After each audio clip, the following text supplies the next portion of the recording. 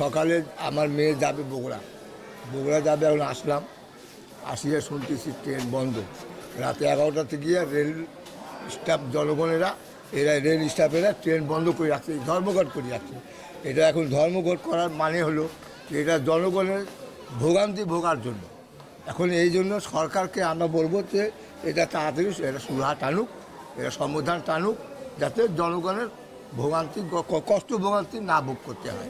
এসে শুনে ট্রেন নাই, অনেকে বাচ্চাকে নেওয়ার জন্য আসছে, অনেকে দূর দূরান্ত যাবে।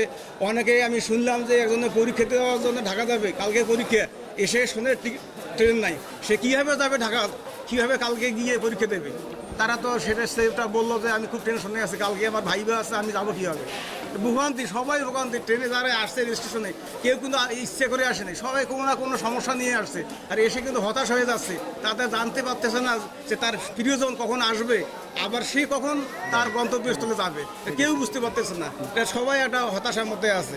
রেল কর্তৃপক্ষের কাছে গেলেও তারা সুষ্ঠু কোনো অ্যান্সার দিতে পারতেছে না। তারাও বলতেছে যে না, আমরা জানি না কখন আসবে, তারা এইভাবে আমাদের উত্তর দিচ্ছে। এটা হলো আমাদের বহুদিনের এটা আমাদের দাবি।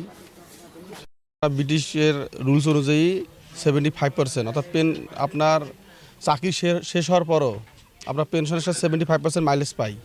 কিন্তু এটা বর্তমানে অর্থ মন্ত্রণালয় অসম্মতি প্রকাশ করছেন, যার কারণে আমরা এটা বহুবার আপনার ডিজি মহোদয় এবং সচিব মহোদয়ের সাথে বসছিলাম, কিন্তু ওরা কোনো সমাধানে আনতে পারে নাই। যার কারণে এটা আজকে আমরা চূড়ান্ত সিদ্ধান্ত নিছি, আমরা কর্মবিরতি ট্রেন চালাবো না। তো হঠাৎ করে এসে দেখতেছি যে ট্রেন বন্ধ এবং এখানে রানিং স্টাফরা কর্মবিরতি ঘোষণা করছে। তো আমরা এবং অনেক যাত্রী আমরা ভোগান্তির শিকার, এবং পূর্ব নির্ধারিত অনলাইনে এবং তারা কাউন্টারে টিকিট বিক্রয় করছিল, কিন্তু এই যে টিকিট বিক্রয় করছে, আমরা এক জায়গায় যাবো বিধায় টিকিট ক্রয় করছি, মানে আসে যে হুট করে ট্রেন বন্ধ। এখন আমরা আসলে একটা বিপাকে পড়ে গেছি এবং ভোগান্তির মধ্যে পড়ছি। তো আমরা চাচ্ছি যে এটা খুব দ্রুত সমাধান হোক এবং জনগণের যাতে ভোগান্তি না হয়, এটা যাতে খুব দ্রুত সমাধান আসে। এবং আমরা যারা অল্প লোকজন আছি তারা ট্রেনের একটা ভালো মাধ্যম হিসেবে আমরা পাই, কিন্তু হুট করে একটা কর্মবিরতি হওয়াতে এটা আমাদের চরম কষ্ট হচ্ছে এবং শিক্ষার্থীদের কষ্ট হচ্ছে।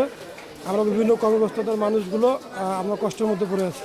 আমরা এখানে জয়পুরহাট যাওয়ার জন্য আমরা আছি। এখানে আসে দেখি যে ট্রেন কর্মবিরতি একটা ব্যানার টাঙ্গে দিছে। আমরা যখন ওনাদেরকে জিজ্ঞেস করি তখন ওনারা বলতেছে যে আজকে ট্রেন চলবে না, আজকে কোনোভাবেই ট্রেন চলবে না, কোনো ট্রেনে আসবে না। অথচ আমরা কালকে কিন্তু দেখছি যে হলো টিকিট অনলাইনে বিক্রি করতেছে, কালকে রাতেও ছিল অনলাইনে টিকিট, কিন্তু আমরা তখন শিওর হলাম যে হলো যেহেতু অনলাইনে টিকিট আছে অথচ ট্রেন চলবে, তাহলে এই অনুযায়ী আমরা আসলাম। সকালে আসে দেখি যে ট্রেন নাই, অপেক্ষা করতেছি, আসতেছে না। পরে তথ্য নিয়ে জানতে পারলাম যে তাদের নাকি কর্মবিরতি চলছে। কিন্তু তাদের যদি কর্মবিরতি থেকে থাকে, এরা যদি 48 ঘন্টা আগে বা 72 ঘন্টা আগে যদি প্রচারণা করতো, তাহলে আমরা আমাদের বাচ্চাদেরকে ওইভাবে ট্রেনে পাঠাইতাম না। এখন তো আমরা কষ্টের মধ্যে আছি, আমরা টেনশনের মধ্যে আছি। কালকে থেকে তারা আসতেছে, এখনও তারা আমাদের মাঝে আসেনি। তো এই যে আমাদের ভোগান্তি, এই ভোগান্তির জন্য দ্রুত লাঘব হয়। আমাদের এই জনগণের ভোগান্তি আমরা দেখতে চাই না। তাই আমরা এই রেলের কর্তৃপক্ষ যারা আছে বা সংশ্লিষ্ট যারা বিভাগ রয়েছে, তারা যেন অতি দ্রুত এই সমস্যার সমাধান করে এই রেলটাকে যেন একটা ব্যবহার উপযোগী এবং জনগণ যেন এর থেকে নিস্তার পায়, এইটা আমরা চাই। প্রধান আমাদের পর থেকে কোনো গাড়ি এখানে আসে নাই, তো ট্রেন চলাচল বন্ধ। তারা বন্ধ ঘোষণা করছে, তাদের হয়তো বা কোনো নির্ধারিত দাবি আছে, এটা আমার জানা নেই। তো আমি দেখছি সব প্যাসেঞ্জার এখান থেকে ফেরত চলে যাচ্ছে, গাড়ি চলে না, গাড়ি বন্ধ।